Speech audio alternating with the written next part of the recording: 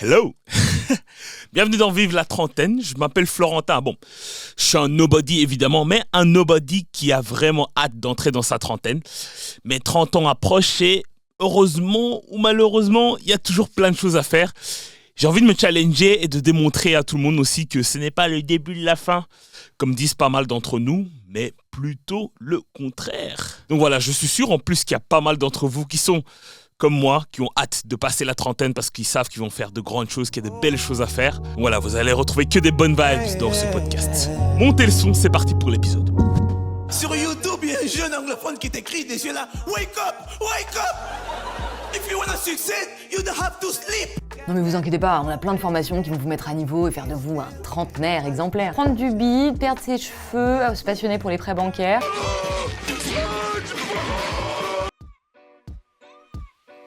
Les amis, dans ma vie, j'ai pas mal d'obsessions et l'une d'entre elles, c'est vraiment optimiser le sommeil. Le plus important de tous, la mère des mères. Bon, les amis, je vous avoue que cette question du sommeil est quand même une mini-obsession, comme je l'ai dit. J'en bouffe quand même pas mal des podcasts du Huberman Lab, de Andrew Huberman par exemple. J'ai vu l'autre jour aussi une vidéo de Cyrus North qui avait invité des chercheurs par rapport au sommeil. Une vidéo de 1h38, je me l'ai bouffé tranquillement. J'ai adoré ça. Et vraiment pour dire que, en fait, je me sens un petit peu presque comme un chercheur à l'accueil Leuven, etc., qui essaie d'optimiser, qui essaie de chercher comment améliorer mon sommeil, parce que le sommeil, c'est la base de tout. Je pense qu'on vous l'a répété 1 milliard de fois.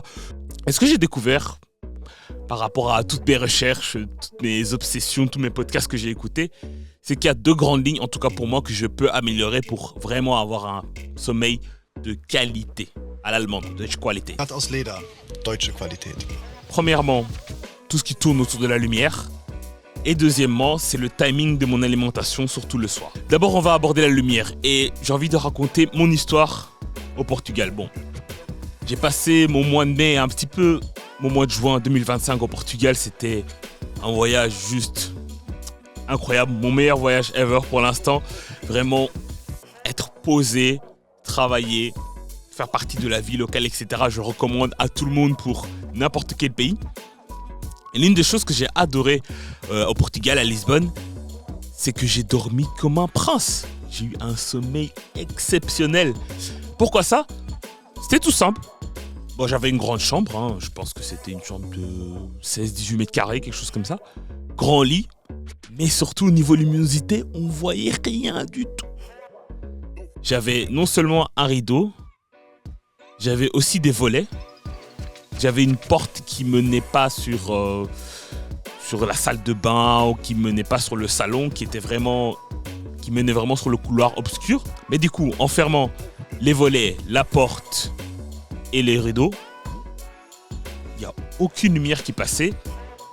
Et je peux vous dire que c'est vraiment un game changer. Le fait de n'avoir aucune lumière, aucun rayon de lumière artificielle de dehors, du soleil qui passe, on ne sent pas le temps passer parce que dès qu'on se réveille, on pense qu'il est encore nuit, mais il est déjà 9h du matin. Mais d'un autre côté, mon sommeil était si bon, j'étais si frais chaque matin, c'était exceptionnel. Et je sais que le plus grand secret selon moi, c'est vraiment bloquer les lumières quand on dort. Il y a plein de facteurs qui font que si on arrive à bloquer la lumière, le sommeil, je peux vous garantir, exceptionnel. Et si vous n'avez pas évidemment toutes ces astuces-là, n'hésitez pas, comme moi ici, à prendre un petit masque. Je sais que les masques, la plupart du temps, ne sont pas très confortables. C'est un peu gênant pour le sommeil, je peux comprendre aussi. Donc voilà, si vous êtes vraiment déterminé à bloquer tout ce qui est lumière, etc., je vous recommande un masque. Ou sinon, volet, rideau. Faites ce que vous pouvez faire et je vous promets, votre sommeil va être magnifique. Il y a aussi l'alimentation et surtout le timing de l'alimentation. Parce que, bon, il y a 2 teams. Il y a la team qui aime bien manger vers 22, 23, 21h30. Tous mes Southern, tous mes Italiens, Espagnols, Grecs et tout ça, tous mes amis là, ils adorent manger plutôt tard. Mais après, tout dépend quand tu vas dormir. Si tu vas dormir à 23h30, or que tu as mangé à 22h30, je peux te garantir que ton sommeil va pas être top. Parce qu'en fait, ton estomac, ton corps va être encore en train de digérer. Et la digestion demande énormément de travail, énormément de ressources.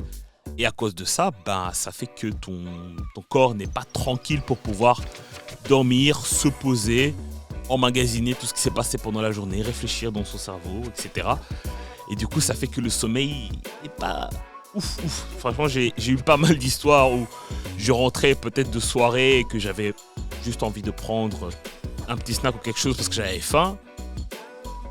Même en n'ayant pas bu, parce que je ne bois pas d'alcool de manière générale, mon sommeil était vraiment pas bon, juste parce que j'avais mangé juste avant. Et il y a la team très tôt, la team belge, la team hollandaise, la team allemande qui est bien mangée vers 18h30, 19h grand max. Ok, tu as fini de manger à 19h, 19h30, tu sais que tu vas te coucher vers 22, 22h30, 23. Tu as 3 heures de gap entre pour que l'estomac fasse son travail, pour que le corps fasse son travail. Le travail de digestion, de travailler les aliments, etc. Et quand tu vas au lit, ton ventre est presque, on va pas dire presque vide, mais il est tranquille. Et tu peux tout simplement dormir, comme un bébé, dans les bras de Morphée, magnifiquement. Et j'ai envie de vous mettre au défi surtout. Vous dormez à 23h, 20h max, terminez de manger. Défi pour vous pour ce mois de décembre, ou pour le mois de janvier, pour la nouvelle résolution, qui sait. Mais voilà, dans tous les cas, ça c'est pour moi. Ce que je vais essayer de faire dans ma trentaine, c'est optimiser mon sommeil un maximum parce que j'en aurai besoin si les enfants arrivent par après.